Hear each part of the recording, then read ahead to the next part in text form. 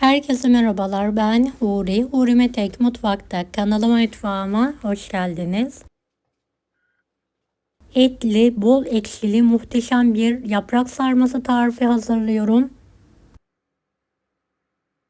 Evet, mutlaka bu iş harcıyla bekletmeden hemen başlayınız. Yarım kilo yaprağım var. Kaynayan sıcak suya yapraklarımı atarak yumuşayana kadar haşlamaya bırakıyorum. Kapağını kapatıyorum. Kısık ateşte yumuşayana kadar haşlayalım.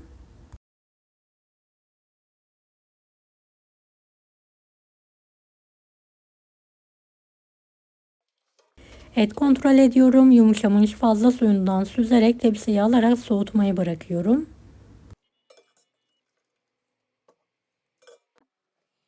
Evet, yapraklarım gerçekten çok lezzetli, bol ekşili. 200 gram kıyma, 1,5 su bardağı pirinç, yarım su bardağı bulgur,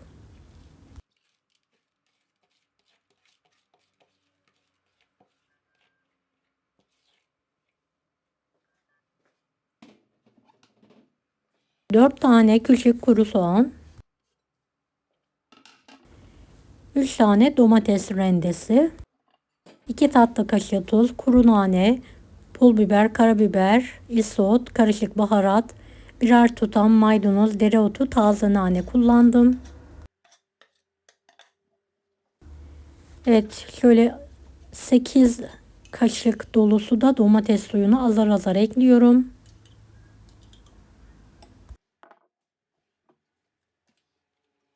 Biraz sıvı yağ gezdirelim.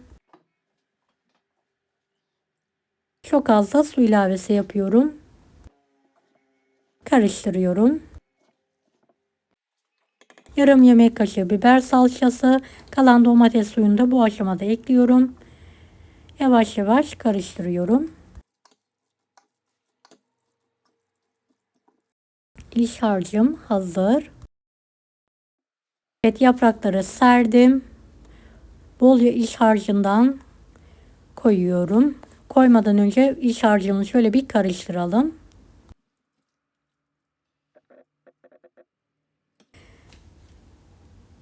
Emek verdiğim bu videoyu sevdiklerinizle paylaşarak bana destek olabilirsiniz.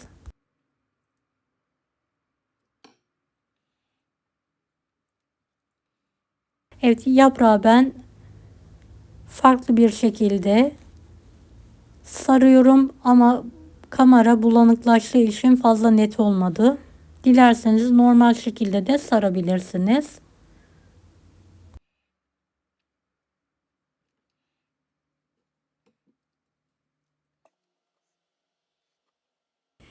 Evet, yapraklarım bitene kadar aynı yöntemle sarmaya devam ediyorum.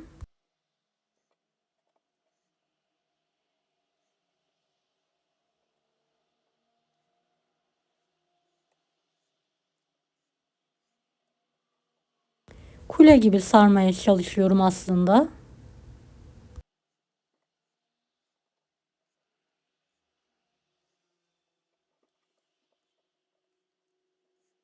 Beni hangi ülkeden veya şehirden izliyorsunuz merak ediyorum. Yoruma yazarsanız sevinirim. Evet, yarısını da normal bir şekilde kısa kısa tombul tombul sarıyorum.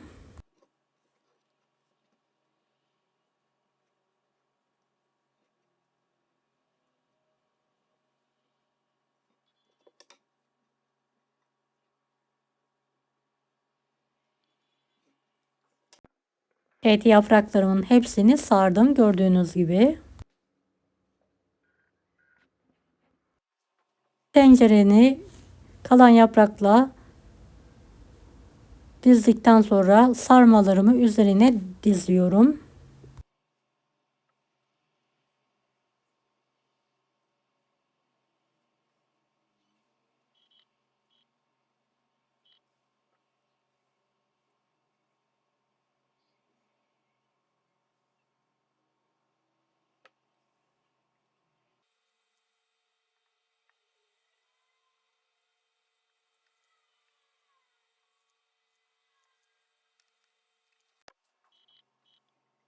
Evet, normalde diğer dolmayı da üzerine koyacaktım ama kapağı kapanmadığı için onu da şöyle küçük bir tavaya tek sıra halinde diziyorum.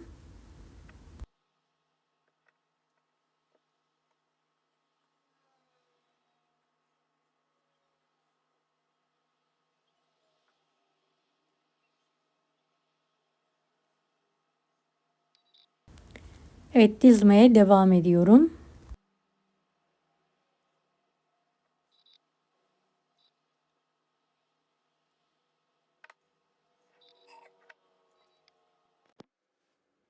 Dolmalarım pişmeye hazır. Bol ekşili olması için bahçeden topladığım şöyle bir kase dolusu yıkanmış eriğim var. Erik yerine vişne veya limon dilimleri de kullanabilirsiniz.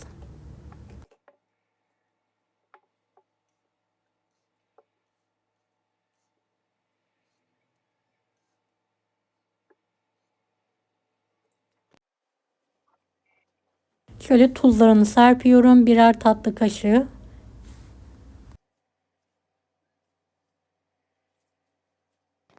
Kalan et suyunu üzerine şöyle bir gezdiriyorum.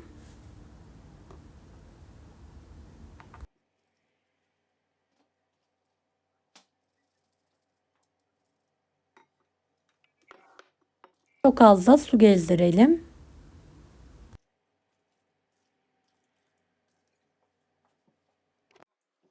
Kapaklarını kapatalım. Kaynayana kadar yüksek, daha sonra kısık ateşte suyunu bitirip dolmalar pişene kadar pişirmeye devam edelim.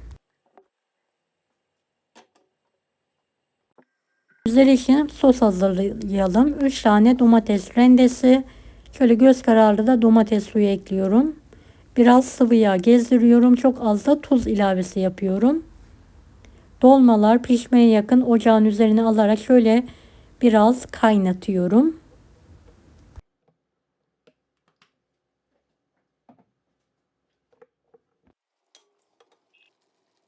Evet, dolmalarım pişti. Üzerine sosunu gezdiriyorum. Sosla birlikte pişirmeye devam ediyorum.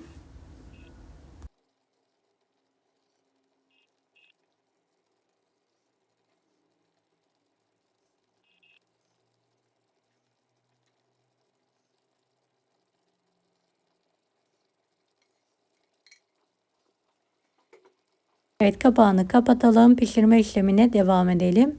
Kısık ateşte güzel bir şekilde pişsin.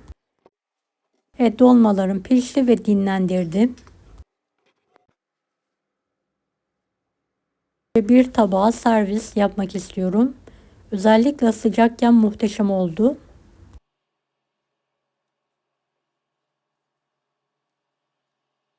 Dilerseniz yoğurt sarımsak gezdirerek de yiyebilirsiniz veya ekmeğe bana sulu sulu da yiyebilirsiniz. Gerçekten muhteşem oldu.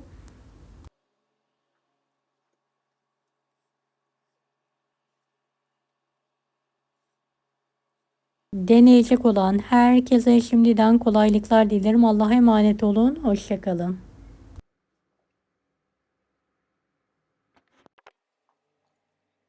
Daha farklı tarifler için bunları da izlemeyi unutmayınız.